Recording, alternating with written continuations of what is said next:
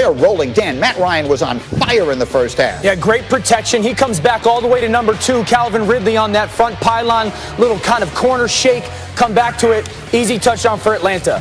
Falcons had a 14-0 lead, and Tom Brady and the offense could get nothing going in the first half. And a big part of it was protection. 1, you're getting beat, and then 2, there's no plan here for the pressure, for the blitz answer. That's the story of the first half. A bad plan to handle blitz. So it's 17-0 in favor of Atlanta, but then here comes Brady starting to cook in the third quarter. Look at this strike. Greeny, look at this throw, man. Like, watch it from the back angle. You're going to see Tom Brady go from his left, scan back to the right, snap the head, and then watch this absolute rope to Mike Evans by Tom Brady. And so went 17-7 after Leonard Fournette would score on the next play. But the Falcons continue to be hot. This is Hayden Hurst. It's 24-7. Easy touchdown. You get man coverage. You slip inside. It's a great throw by Matt Ryan to Hayden Hurst. But I love the fact that they come back. Tom Brady gets that ball out of his hands to Chris Godwin. A physical touchdown at the end line. That made it 24-14, and then here comes Gronk, and now they're cooking again, and then it's going to be Leonard Fournette taking it in, and Dan, they're right back in at 24-21. Yeah, a little bit of rhythm. You got Gronk one-on-one, and then the physicality of their run game. Leonard Fournette finishes, and Tampa Bay starting to get something going on offense. And here comes the moment. Bucs down 27-24, 6 minutes to play. Antonio Brown, welcome to the end zone. What a throw. I mean, you talk about a laser from Tom Brady, 43 years old. I don't want to hear it. That ball was absolutely ripped, and then that defense got going a little bit. Pressure package finally got to Matt Ryan. Easy sack for that defense. The defense holds on. AB scores for the first time as a Buccaneer. Brady throws for 390. Tampa, the win. My comments to the team after the game is, if we could play 30 minutes like that, why the hell can't we play 60? And it's frustrating. But Tom he's always been a fourth quarter player, so it's kind of what we expect to do.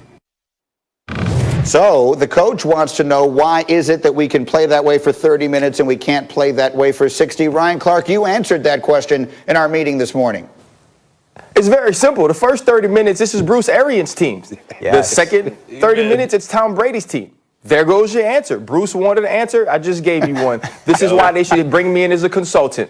When you look at this team, you listen to Dan speak about this team not being prepared or not having answers for the blitz, not having that understanding. That's because they prepared all week to be a certain thing. They thought that they could be the whatever the hell we want to do Tampa Bay Buccaneers, like he said last week, but they weren't.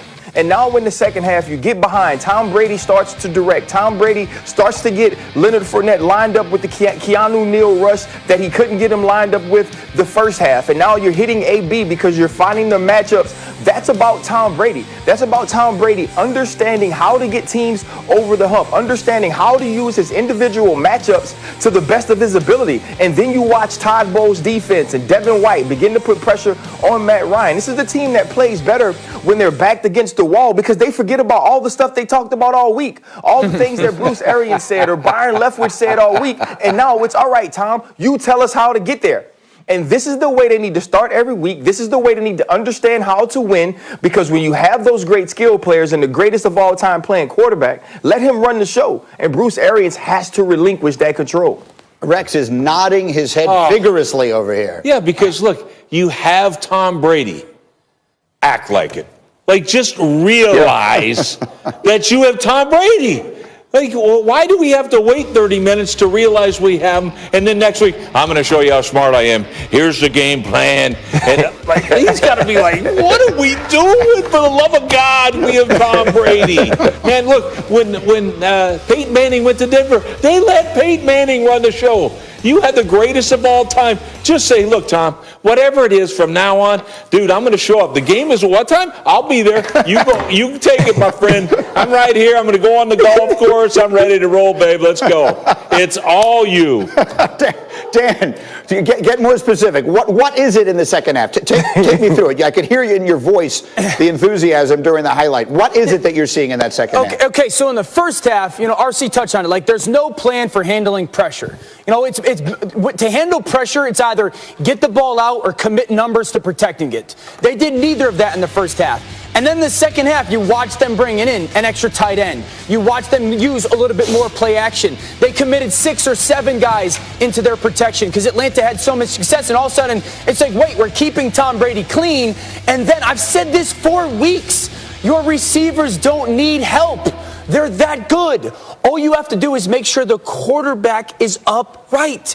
All you have to do is make sure that you have the wall in front of him. When the wall is in front of him, he will cook.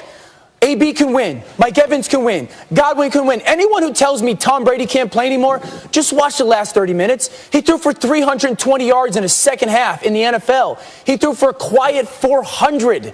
I don't care if it's against Atlanta. Like, that's the difference. Right. They go into the first half. They go into the first half, and it's like Tom Brady's on his back all the time. Did you not think that you, who have struggled with pressure all year, the defense wasn't going to come out and pressure you? And then all of a sudden, in the second half, they come out, and it's like, all right, we'll keep an extra tight end. And you know what? We'll chip with our tailback. We'll use some play-action pass to make the defense hesitant. And then you watch Tom Brady do whatever he wants with the football. I've said it since October.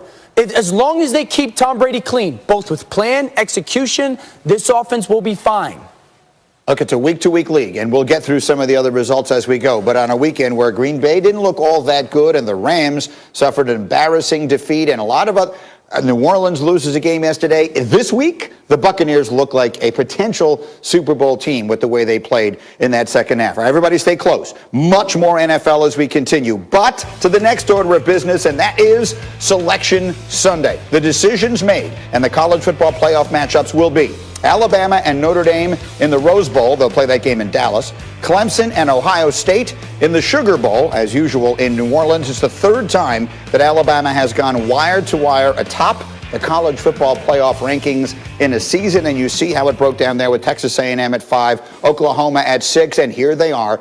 Those who have been covering it for us all through the season, Heather Dinich and Paul Feinbaum getting up early for us here. Heather, I texted you during the Saturday night, during the Clemson-Notre Dame game, and I said, could Notre Dame get blown right out of this playoff? And we were sort of speculating whether or not it could happen. Why didn't it? Why did the committee leave them in at 4? Because everyone has to remember that it is the entire body of work. We tend to get wrapped up in the moment. Oh my gosh, they got blown out. This is terrible. But the previous 10 games, including a win earlier in November against the top 4 Clemson team, that still counts. Yes, the committee absolutely reconsidered that win after what they saw on Saturday and recognized that it was a totally different game against a totally different Clemson team. But they still give them credit for the win as a win on the road against a top 15 North Carolina team. At the end of the day, this committee, whether you agree with the picks or not, used its protocol. Strength of schedule is one of them, and the Irish beat the Aggies in that aspect in that committee meeting room. So, Paul, that was the decision they made. Was it the right one? It was the right one, but it was not a good choice at all because Greeny, neither choice was really very good. I mean, you could have done the same thing with Ohio State. This committee used the protocol. They had one significant win of the two, and it was, as Heather says, the Notre Dame win against Clemson. That trumped everything else. A&M did not have a really good cause. I mean, they play in a great league, but their signature win was over Florida, which suffered its third loss of this season. And, you know, let's not think that this committee doesn't also think about the matchups. I believe they do. And as they were discussing it, I'm sure somebody was thinking to themselves, they may not have said it out loud, do we really want to see Alabama and Texas A&M in the national semifinal? We see that game every year in the SEC. We've already seen it this year. Or do we want to see Alabama and Notre Dame, the two greatest programs in college football history? We have our answer. Yeah, we got the 4 brand names in there, right? There's no question of that. It's Bama and Clemson and Ohio State, who have been the preeminent programs in the sport in recent years, and then Notre Dame, which with all of that history and everything else. The Ohio State of it all, Heather, was the other thing everyone was talking about. So much talk amongst other coaches, Brian Kelly, Dabo Swinney,